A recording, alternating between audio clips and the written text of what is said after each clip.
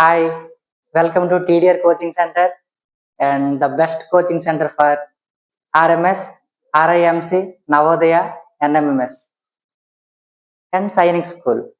And it's the one of the best coaching center nearby you. Okay, my name is Trilochan and the topic is, before going to the topic, I would like to introduce the best concept so that you can easily know what the chapter is about. Okay, ముందుగా నేనేం చెప్పబోతున్నానంటే, ఒక family ఉంది. 1800s వాళ్ళు dairy milk అనేది, dairy products అనేవి supply చేసేవారు, milk products. ఆ టైంలో ఆవులు బాగా ఎక్కువగా ఉండేది వాళ్ళ దగ్గర. 1800s, 1850, 1900, ఇప్పుడు 2025 వరకు అలా మిల్క్ సప్లై చేస్తూనే ఉన్నారు all over the world or all over the country. ఇలా ఇప్పుడు చెప్పండి, ఎలా చేయగలుగుతున్నారు ఆ తరం నుంచి ఈ తరం వరకు? ఎలా? How the process? టాపిక్ ఏదో మీకు అర్థమై ఉంటుంది. ద టాపిక్ ఈజ్ అబౌట్, ఎప్పుడైనా సరే ఒక తరం నుంచి ఇంకో తరం వరకు స్టెప్ బై స్టెప్ ఒక ప్రాసెస్ చేయగలిగారు అంటే ఒక జనరేషన్ ఉన్నట్లే కదా. ఆ జనరేషన్ అనేది జనరేట్ అవ్వాలంటే ఒక ప్రాసెస్ అనేది ఫామ్ అవ్వాలి. That process is called, it's none other than reproduction. అర్థమవుతుందా మీకు? ఓకే, మీకు తెలిసే ఉంటుంది reproduction chapter. It is gonna to be the most favouritable chapter for all students, especially those who loves biology. Okay,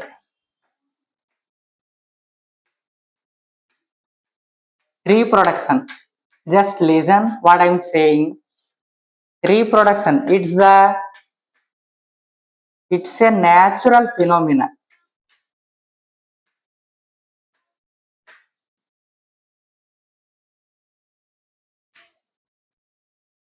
where all living organisms, సరిగ్గా వినండి, non living కాదు, all living organisms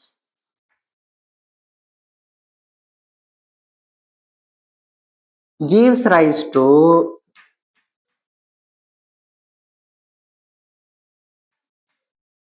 of spring అవ్వచ్చు, of spring అన్నా లేదా of set అన్నా ఒకటే. ఏంటి?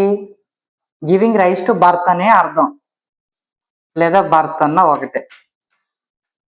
అర్థమవుతుందా?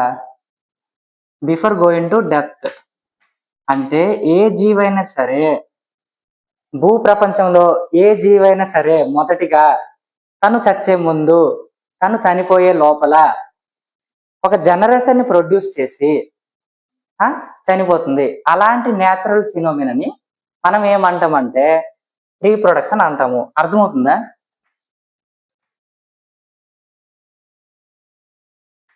ఇప్పుడు మనం పులి చూడగలుగుతున్నాం. మా ఫోర్ ఫాదర్స్ వాళ్ళ ఫోర్ ఫాదర్స్ పులిని చూశారు. ఇప్పటికీ మనం చూస్తున్నాం అంటే అదే పులి ఉంటుందా? ఎలా? ఈ రీప్రొడక్షన్ ద్వారా మాత్రమే చూడగలుగుతున్నాం. అర్థమవుతుందా? టైగర్ ఎవరిని జన్మనిస్తుంది? కబ్బు. క్యాట్ కిట్టను. అలా డాగ్ పప్పి. అలా. I think you are getting the points what I'm saying.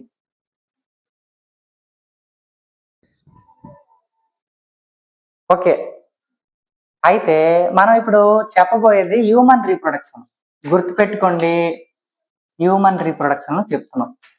Human reproduction లో ఫస్ట్ పార్ట్ అనేది మనం ఏం చెప్పబోతున్నాం అంటే మేల్ రీప్రొడక్టివ్ సిస్టమ్ గురించి చెప్తున్నాం. మళ్ళీ చెప్తున్నాను, హ్యూమన్ రీప్రొడక్టివ్ సిస్టమ్ లో మేల్ చెప్తున్నాను. అర్థమవుతుందా? మేల్ రీప్రొడక్టివ్ సిస్టమ్ గురించి చెప్తున్నాను. మేల్ రీప్రొడక్టివ్ సిస్టమ్ చెప్తే ఫస్ట్ వచ్చేసి ఇందులో sub topic testis. First part వచ్చేసి టెస్టిస్. ఓకే, టెస్టిస్ అంటే ఏంటి అంటే it is the most important for the gametogenesis. మన బాడీలో గ్యామెట్ ఫార్మ్ అవ్వాలంటే గ్యామెటోజెనసిస్ జరగాలి. గ్యామెటోజెనసిస్ జరగాలంటే ఎక్కడ జరుగుతుంది? టెస్టిస్ లోనే జరుగుతుంది. సరే, దీని గురించి ఫస్ట్ చూద్దాం. దీని సైజ్ వచ్చేసి, షేప్ వచ్చేసి ఫస్ట్ ఓవల్ షేప్ లో ఉంటుంది. అర్థమవుతుందా? లెంత్ అండ్ బ్రెడ్త్ రెండు చూద్దాం. బ్రెడ్త్ వచ్చేసి 2 to 3 సెంటీమీటర్స్, బ్రెడ్త్ వచ్చేసి 4 to 5 సెంటీమీటర్స్. అర్థమవుతుందా? మరి దీని లొకేషన్ వచ్చేసి అబ్డామినల్ క్యావిటీలో ఉంటుంది. అర్థమవుతుందా? Abdominal cavity. అర్థమవుతుందా? అబ్డామినల్.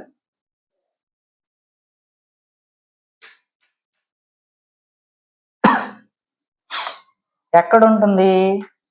స్క్రోటంలో ఉంటుంది. Scrotum pouch like. అర్థమవుతుందా? అంటే ఒక పౌచ్ లో ఉన్నట్లు ఉంటుంది cavity. Pouch like, pouch like cavity. దాన్ని ఏమంటారు? స్క్రోటం అంటారు. ఏమంటారు? స్క్రోటం. ఈ స్క్రోటంలో ఉంటుంది. ఎలా అంటే ఫర్ ఎగ్జాంపుల్ స్క్రోటల్ శాక్ అంటారు. స్క్రోటల్ శాక్, ఇది స్క్రోటల్ శాక్ అండి. ఇది స్క్రోటల్ శాక్. అందులో ఉంటుంది టెస్టిస్. అర్థమవుతుందా? డయాగ్రమాటిక్ గా మీకు ఎందుకు చెప్తున్నానంటే you should get the better knowledge and better idea and you should get aware of it. That's the reason behind why I labeling the diagram. అర్థమవుతుందా? ఇలా. అయితే ఎప్పుడు కూడా మీకు ఆల్రెడీ తెలిసే ఉంటుంది, మన బాడీ టెంపరేచర్ కంటే కూడా టెస్టిస్ యొక్క టెంపరేచరు 2 to 2.5 డిగ్రీ సెల్సియస్ కంటే తక్కువగా ఉండాలి, లెస్ ఉండాలి. దేనికంటే? బాడీ టెంపరేచర్ కంటే. అర్థమవుతుందా? మన బాడీ టెంపరేచర్ కంటే కూడా స్క్రోటల్ శాక్ లో టెస్టిస్ యొక్క టెంపరేచరు 2 నుంచి 2.5 డిగ్రీ సెల్సియస్ తక్కువగా ఉండాలి. అంటే మన బాడీ టెంపరేచర్ ఎంత? నార్మల్ గా ఎంత? 37 డిగ్రీ సెల్సియస్. ఇది 37 డిగ్రీ సెల్సియస్ అయినప్పుడు స్క్రోటల్ శాక్ యొక్క టెంపరేచర్ ఎంత ఉండాలి అంటే -2 డిగ్రీ సెల్సియస్ చేయండి, అంటే 35 ఎంత ఉండాలి, లేదా 34.5. అర్థమవుతుందా? 2.5 కదా, అంటే 34.5 డిగ్రీ సెల్సియస్. ఈ టెంపరేచర్ లో ఉంటే ఇలా ఉంటేనే స్పెర్మ్ ప్రొడక్షన్ అనేవి జరుగుతుంది, లేకపోతే జరగదు. అందుకే that's the reason why the scrotal sac should be get just like away from our body cavity. మన బాడీ నుంచి కొంచెం సపరేట్ అయి ఉండి బయట ఉండడానికి రీజన్ ఇది. అర్థమవుతుందా? రీజన్ ఇది. ఇది కొంచెం బయటికి ఉండడానికి రీజన్ ఇది. అందుకే సమ్మర్ లో చూడండి, మన బాడీ టెంపరేచర్ ఎక్కువ ఉండొచ్చేమో అనుకుని it's just away from our body. మళ్ళీ వింటర్కి వచ్చేసరికి మళ్ళీ పైకి వచ్చేస్తుంది. అర్థమవుతుందా? ఎందుకు? టెంపరేచర్ ఉండదు, దానికి టెంపరేచర్ కావాలి. That the minimum temperature should be maintain for the production of this sperm. That's the reason. అయితే ఇదే టెస్టిస్ లో మేజర్ గా ఎక్కడ జరుగుతుంది స్పెర్మ్ ప్రొడక్షన్? మనం మాలిక్యులర్ ఫామ్ లోకి వెళ్దాం, అంటే మైక్రో ఫామ్ లోకి వెళ్దాం. చాలా డెప్త్ గా కొంచెం వెళ్దాం, తెలియాలి కదా మనకి. ఫస్ట్ టెస్టిస్ లో కరెక్ట్ గా వినండి, 250 కంపార్ట్మెంట్స్ ఉంటాయి. కంపార్ట్మెంట్స్ అంటే రూములు అని అర్థం. అర్థమవుతుందా? ఈ 250 కంపార్ట్మెంట్స్ కి ఏమంటారంటే, ఎక్కడ ఉంటుంది కంపార్ట్మెంట్స్? టెస్టిస్ లో ఉంటుంది. కంపార్ట్మెంట్స్ ఎక్కడ ఉంటుంది? టెస్టిస్ లో ఉంటుంది. టెస్టిస్ లో ఉంటుంది కాబట్టి టెస్టిక్యులర్ లోబ్యూల్స్ అన్నారు. Testicular lobules. అర్థమవుతుందా? Each lobule, each testicular lobule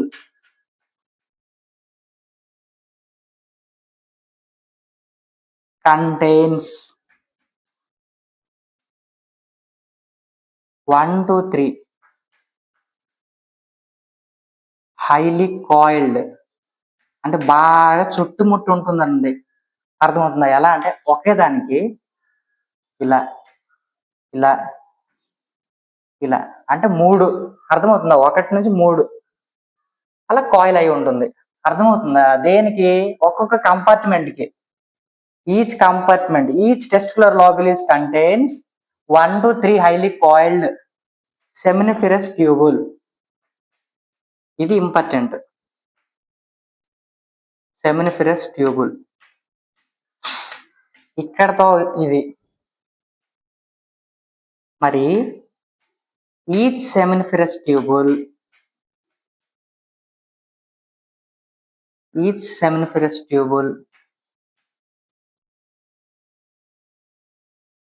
contains 2 types of cells అన్నమాట. ఇది main. 2 types of cells. One is germ cell, రెండోది సెర్టోలి సెల్. సరిగ్గా వినండి. టెస్టిస్ లో 250 కంపార్ట్మెంట్స్ ఉంటాయి. 250 కంపార్ట్మెంట్స్. ఒక్కొక్క కంపార్ట్మెంట్ కి టెస్టిక్యులర్ లోబ్యూల్స్ అంటారు. అర్థమవుతుందా? అలాంటివి ఎన్ని ఉన్నాయి? 250 ఉన్నాయి. ఒక్క టెస్టిక్యులర్ లోబ్యూల్ లో మళ్ళీ 1 నుంచి 3 హైలీ కాయిల్డ్ సెమినిఫెరస్ ట్యూబుల్స్ ఉంటాయి. మళ్ళీ ఒక్కొక్క సెమినిఫెరస్ ట్యూబుల్ లో 2 types of సెల్స్ ఉంటాయి. అవి జర్మ్ సెల్, సెర్టోలి సెల్స్. ఇక్కడ మెయిన్ జర్మ్ సెల్స్ ఏమవుతాయి అంటే మియోసిస్, మైటోసిస్ కాదు, మియోసిస్ డివిజన్ జరిగి స్పెర్మ్ ప్రొడక్షన్ అవుతుంది. ఇక్కడ మెయిన్, ఇక్కడ స్పెర్మ్ ప్రొడక్షన్ ఇస్తుంది. మరి స్పెర్మ్ ప్రొడక్షన్ ఇచ్చినప్పుడు జర్మ్ సెల్ కి నరస్మెంట్ కావాలా లేదా? ఫుడ్ కావాలా లేదా? ఆ ఫుడ్ ఎవరు ఇస్తారు? సెర్టోలి సెల్స్ ఇస్తుంది. Are you getting the points what I'm saying? Nurse to germ cells.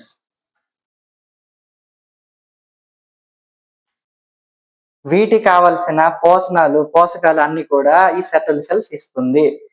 దాని ద్వారా ఈ జర్మ్ సెల్స్ మియోసిస్ డివిజన్ జరిగి స్పెర్మ్ సెల్స్ అనేవి ప్రొడక్షన్ అవుతుంది. అయితే మీకు ఆల్రెడీ చెప్పాను కదా సెమినిఫెరస్ ట్యూబుల్ గురించి. ఈ సెమినిఫెరస్ ట్యూబుల్లో బయట, అంటే దీనికి బయట, ఇది సెమినిఫెరస్ ట్యూబుల్ అనుకుంటే అర్థమవుతుందా? ఇది సెమినిఫెరస్ ట్యూబుల్ అనుకుంటే దీనికి బయట ఒక స్పేస్ ఉంటది. ఆ స్పేస్ ని ఏమంటాము అంటే, వింటున్నారా? Seminiferous tubal out side space is called interstitial space. A space? Interstitial space. ఆ ఇంటర్స్టీషియల్ స్పేస్ లో ఏముంటాయి అంటే లేడిగ్ సెల్స్ ఉంటాయి, ఇంకా బ్లడ్ వెజల్స్ ఉంటాయి.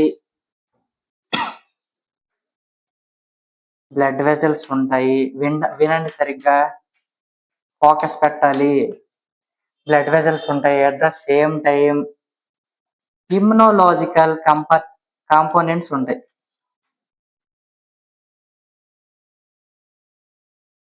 Competent cells.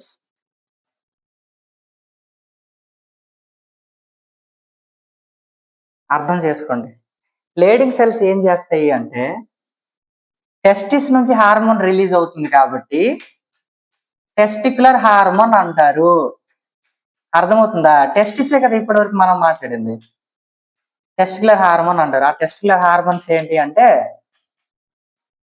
ఆండ్రోజెన్స్. అర్థమవుతుందా? మరి బ్లడ్ వెజల్స్ అంటే మీకు తెలిసిందే.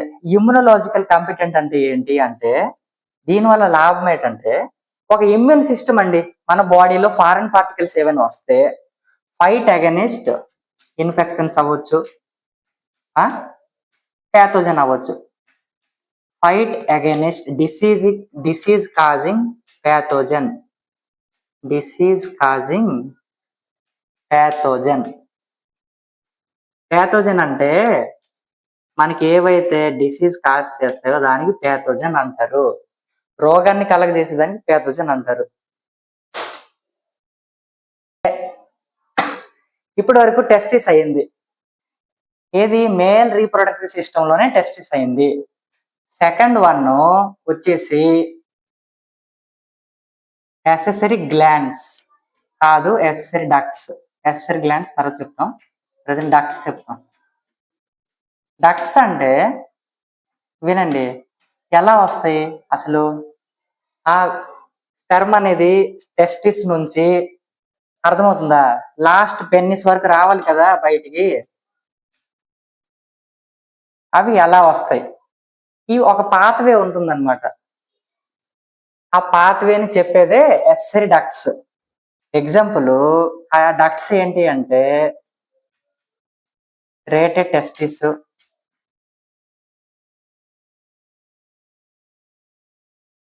వేసా ఎఫరెన్సియా,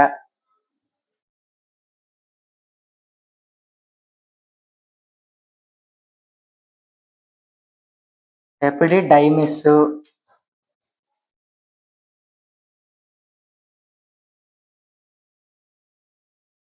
వేసా డిఫరెన్స్.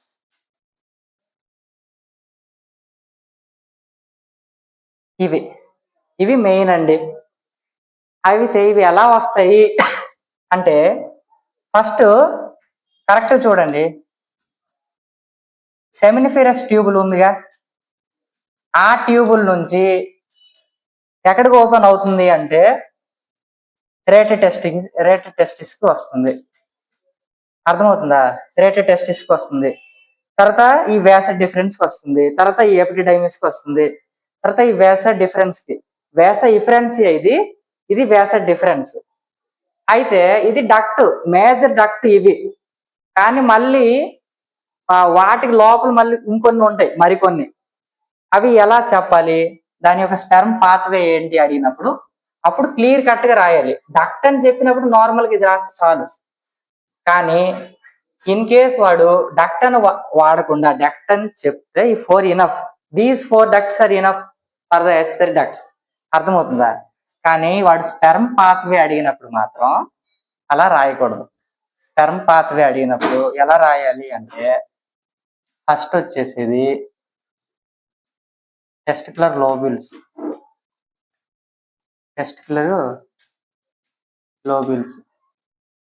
ఆ లోబ్యూల్స్ నుంచి ఎక్కడికి వస్తుంది? Seminiferous tubal.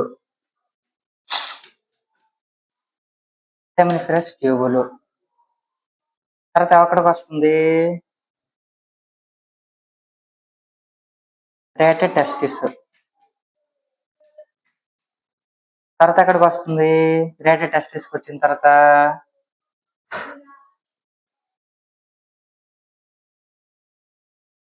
వేసా ఎఫరెన్సియా.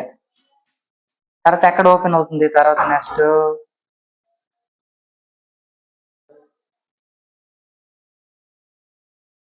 ఎపిడిడైమిస్. తర్వాత ఎక్కడ ఓపెన్ అవుతుంది? వేసా డిఫరెన్స్.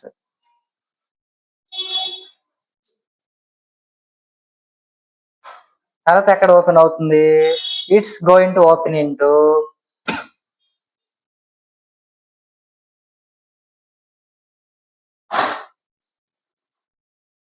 ట్యూబుల్.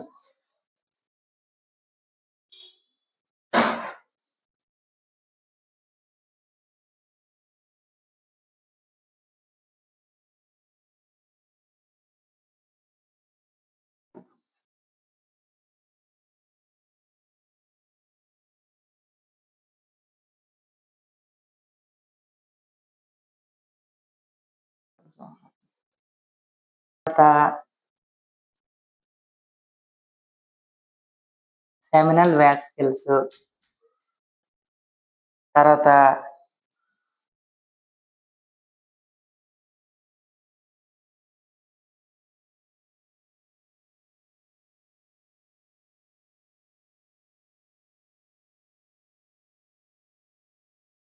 ఎజిక్యులేటరీ డక్ట్. ఈ పాత్వే అనేది చాలా అంటే చాలా ఇంపార్టెంట్. కాకపోతే నార్మల్ గా అందరికి గుర్తుండదు. నేనేం పెట్టానంటే trick, Telangana state present Revanth రెడ్డియే కదా, తెలంగాణ స్టేట్ రేవంత్ రెడ్డి వచ్చి ఇప్పుడే మళ్ళీ వచ్చాడు, సి అప్ ఆర్ 7 అప్ పైకి చూశాడు అంతే. అలా పెట్టుకోండి కోడింగ్, అలా పెట్టుకుంటేనే గుర్తుంటది, లేకపోతే మర్చిపోతుంది. మరి పెన్నిస్ జనరల్ గా బయట ఉంటుంది కాబట్టి it is the external genital అంటారు. ఎక్స్టర్నల్ జెనిటల్ ఆర్ జెనైటల్ అనొచ్చు. Exterior part of the male reproductive system, it's nothing but penis. అయితే ఇది ఎప్పుడైనా సరే ఇన్సెమినేషన్ జరగాలి అంటే ఎరెక్ట్ అవ్వాలి. అర్థమవుతుందా? ఎరెక్ట్ జరగాలి అంటే ఫస్ట్ ఇందులో స్పెషల్ టైప్ ఆఫ్ 2 మజిల్స్ ఉంటుందండి.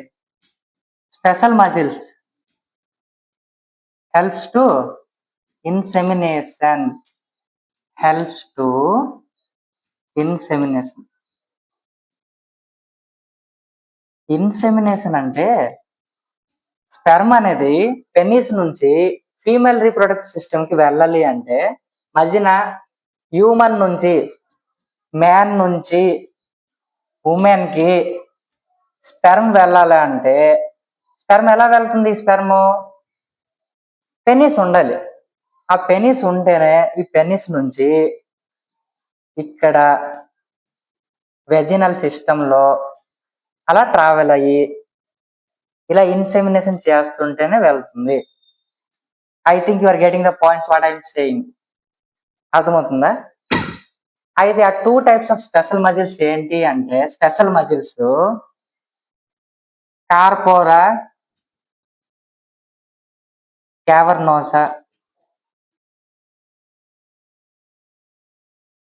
ఇంకోటి కార్పోజా స్పాంజియోజం. కార్పోరా స్పాంజియోజం మీరు మూవీస్ లో వినే ఉంటారు మాక్సిమం. ఈ కార్పోరా స్పాంజియోజం గురించే చెప్తారు అనమాట. అలా ఉప్పెన మూవీలో క్లాస్ టీచరు, బయాలజీ టీచర్ చెప్తుంది అనమాట కార్పోరా స్పాంజియోజం గురించి మాక్సిమం. ఈ స్పెషల్ టైప్ ఆఫ్ 2 మజిల్స్ ఉండడం వల్ల ఎరక్షన్ జరుగుతుంది. అర్థమవుతుందా? ఓకే. నార్మల్ గా పెనిస్ లో ఎన్లార్జ్డ్ పార్ట్ ఒకటి ఉంటుంది. ఎన్లార్జ్డ్ పార్ట్ లాస్ట్ లో ఒక పార్ట్ ఉంటుంది. అది ఏంటి అంటే glance penis. Glance penis red colour లో ఉంటుంది చూడండి. స్కిన్ ఇలా ఓపెన్ చేసినప్పుడు రెడ్ కలర్ లో కనిపిస్తుంది కదా, దానికి గ్లాన్స్ పెనిస్ అంటారు. మరి అలా ఓపెన్ క్లోజ్ చేయడానికి స్కిన్ ఉంటుందిగా, దాన్ని ఫోర్ స్కిన్ అంటారు, లేదా ప్రిప్యూజ్ అంటారు. ప్రిప్యూజ్. అర్థమవుతుందా? ఇది ఏం చేస్తుంది అంటే పెనిస్ ని కవర్ చేస్తుంది. పెనిస్ ని కవర్ చేస్తుంది, స్కిన్ కవర్ చేస్తుంది. అర్థమవుతుందా? స్కిన్ కవర్ చేస్తుంది దేనికి? పెనిస్ కి. దాన్ని ఏమంటారు? ఫోర్ స్కిన్ అంటారు, లేక ప్రిప్యూజ్ అంటారు. ఓకే. మేల్ ఎస్సరీ గ్లాండ్స్ గురించి ఫస్ట్, ఇదే last point of the male reproductive system. అదేంటి? Male accessory glands. ప్రీవియస్ గా ఏం మాట్లాడుకున్నాం? డక్ట్. ఇప్పుడు గ్లాండ్స్. మేల్ ఎసెసరీ గ్లాండ్స్ అవి ఎన్నంటే 3 అండి. ఒకటి నార్మల్ గా, ఒకటి బల్బోయూరథ్రల్ గ్లాండ్. బల్బోయూరథ్రల్ గ్లాండ్ ఇది బాగా యూజ్ అవుతుంది దేనికంటే ల్యూబ్రికేషన్ కి. పెన్నిస్ ల్యూబ్రికేషన్ లాగా ఉండాలి, ల్యూబ్రికేషన్ ఆఫ్ పెన్నిస్.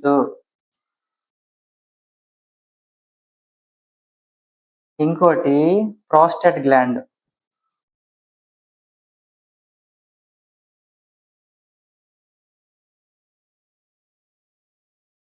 ప్రోస్టేట్ గ్లాండ్ అన్ని పెయిర్డ్గా ఉంటుంది, కానీ ప్రోస్టేట్ గ్లాండ్ మాత్రం అన్పెయిర్డ్. ఇది మీరు బాగా గమనించాలి.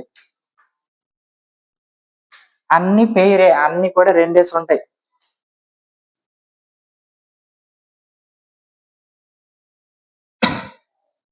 Prostate gland unpaired, bulbourethral gland పెయిర్డే.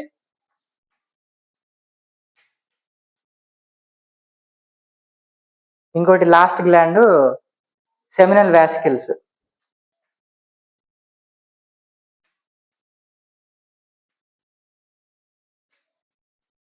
ఇవి ఈ మొత్తం కూడా చాలా ఇంపార్టెంట్.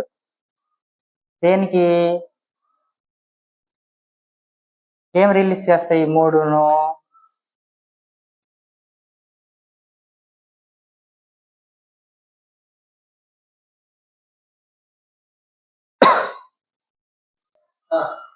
ఈ 3 కూడా దేనికి యూజ్ అవుతుంది అంటే, ఈ మూడు కూడా కరెక్ట్ చూడండి, బల్బోయూరథ్రల్ గ్లాండ్ అయినా, ప్రోస్టేట్ గ్లాండ్ అయినా, సెమినల్ వాసికల్స్ అయినా సెమినల్ ప్లాస్మాని రిలీజ్ చేస్తాయి.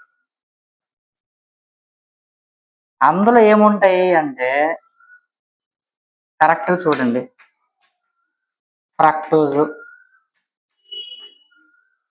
కాల్షియము,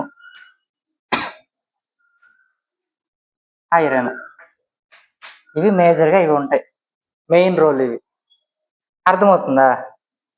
అయితే లాస్ట్లో ఇవన్నీ కూడా బయటకు వచ్చినప్పుడు ఎలా వస్తాయి అంటే, seminal vesicles plus sperm is equal to semen. బయటకు వచ్చేది సెమెన్ అండి, స్పెర్మ్ ఒక్కటే కాదు. అందరు ఏమంటారు? స్పెర్మ్ బయటకు వచ్చింది అంటారు. స్పెర్మ్ సపరేట్గా ఏం రాదు, సెమెన్ వస్తుంది. సెమెన్ లో సెమినల్ వాసికల్స్ ఉంటాయి, స్పెర్మ్ ఉంటుంది. It's the about male reproductive system.